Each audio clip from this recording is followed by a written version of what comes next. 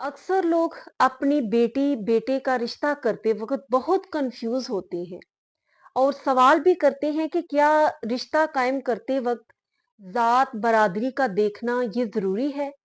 और बाज जो हैं वो तो इसको इतनी अहमियत नहीं देते, लेकिन कसरत ज्यादा इन्हीं लोगों की है जो कि अहमियत देते हैं। हर अपनी अपनी कास्ट जो है सबको बड़ी अजीज होती है, कोई भी आउट ऑफ कास्ट रिश्ता करने पर रजामंद नहीं होता। और ये चीज बहुत ही ज्यादा बाजुकात फितना फसाद का बायस बनती है। और हर लड़की को हर लड़के को जब वो लव मैरिज करते हैं तो ये बात जहन में रखनी चाहिए कि हमारे पेरेंट्स जो हैं इस चीज की परमिशन देते हैं या कि नहीं देते, क्योंकि इसी चीज पर फिर बाद में बहुत से मसाइल पैदा होते हैं। और बिलखसूस पेरेंट्स को ये चीज मद्देनजर रखनी चाहिए कि हर माँ बाप चाहता है, हर लड़की लड़के की ख्वाहिश होती है कि हम एजुकेटेड हैं तो हमें एजुकेटेड ही लाइफ पार्टनर मिले। हम अगर जॉब करते हैं तो हमें भी जॉब होल्डर ही लाइफ पार्टनर मिले। लेकिन ये तमाम चीजें एक तरफ, मैं उन वालिदैन से ये गुजारिश करूंगी जिनके बच्चे बच्चियां दीनी तालीम रखते हैं। बाज मदारस से उन्होंने तालीम हासिल की होती है, बहुत हाई आला लेवल पे उन्होंने पूरा दरस निज़ामी किया होता है, प्रैक्टिकली बहुत परहेजगार और अमली मुसलमान जिसको कहते हैं वो होते हैं, मुबल्लगा होती हैं, मुबल्लग होते हैं उनके बच्चे।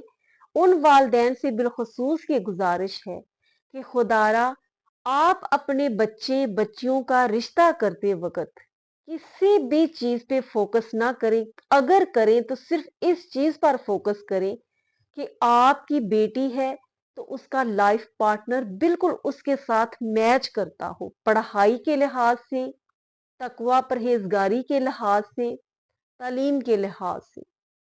इसी तरह जब बेटे का करें तो अगर आपका बेटा मुबल्लिग है, आलिम दीन है, पूरी उसके पास दीनी तालीम है, वो बिल्कुल प्रैक्टिकली मुसलमान है, तो आप उसके लिए वैसी ही लड़की तलाश करें जो उसी लेवल की तालीम रखती हो, उसी तरह परहेजगार हो, नमाजी हो, तिलावत कुरान की पाबंद हो।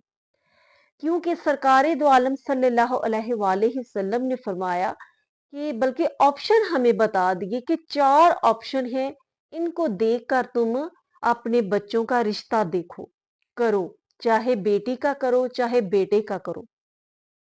जब तुम लड़की ढूंढो अपने बेटे के लिए, बहू तलाश करो, तो उसमें 4 चीजें तलाश करो। पहले उसका हुस्नो जमाल देखो, फिर उसका मालो दौलत देखो, फिर उसका हसब नसब देखो, आला खानदान जिसको कहते हैं, और फिर उसकी दीनदारी देखो। ये 4 चीजें देखो। और इन चारों चीजों में से अगर उस लड़की के पास हुस्नो जमाल नहीं है, आला खानदान नहीं है, मालो दौलत नहीं है, अगर हाई लेवल पे उसके पास दीनदारी है, तो तुम ये बाकी तीनों चीजें छोड़ दो, सिर्फ उसकी दीनदारी देखकर उस बच्ची को मुंतहिब करो। लेकिन अगर किसी लड़की के पास दीनदारी नहीं, बाकी तीनों चीजें मौजूद हैं, तो फिर तुम ये घाटे का सौदा कर रहे हो, ये तुम गलत चॉइस कर रहे हो। इन चारों चीजों में से अगर तुम्हें सारी चीजें मिल जाती हैं तो फिर तो सोने पे सुहागा है। लेकिन अगर इन चारों चीजों में से दीनदारी नहीं है तो फिर तुम बहुत नुकसान का सौदा कर रहे हो। दीनदारी को पहली फोकियत दी गई कि सबसे पहले इंपॉर्टेंट अहम जो पॉइंट है वो तुमने दीनदारी को देखना है।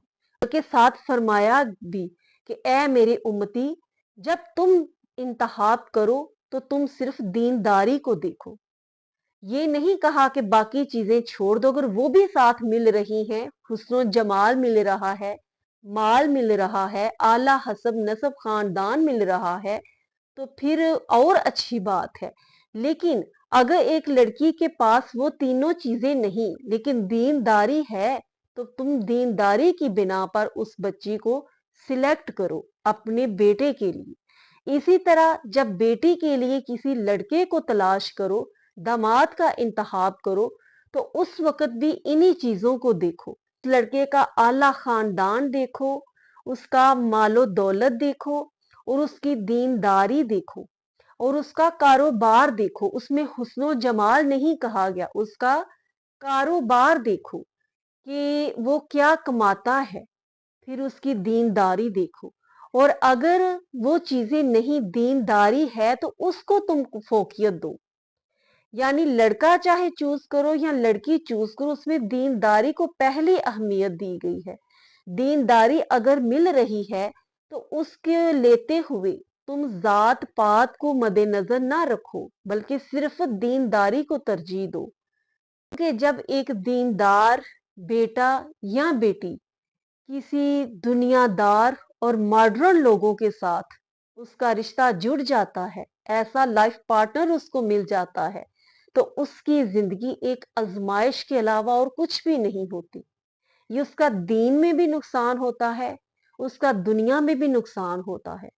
इसलिए उन बच्चों के लिए जो कि बिलखसूस दीनी तालीम रखते हैं, दीनी ज़हन रखते हैं, परहेजगार हैं, नमाजी हैं, उनके लिए खुदारा ऐसा ही हम सफ़र तलाश करें जो बिल्कुल उसी मिजाज का, उसी लाइन का हो।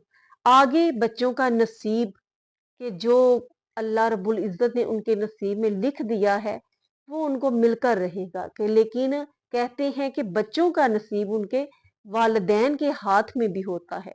इसलिए वालिदैन को इन बच्चों के लिए जो कि दीनी सोच के मालिक हैं, प्रैक्टिकली मुसलमान हैं, परहेजगार हैं, उनके लिए किसी भी और चीज़ में कॉम्प्रोमाइज़ ना करें। जज़ाकल्लाहु खैरा। वीडियो अच्छी लगी हो इसको लाइक कीजिए, शेयर कीजिए। चैनल पर न्यू आए हैं तो सब्सक्राइब कर लीजिए। अस्सलाम वालेकुम व रहमतुल्लाहि व बरकातहू।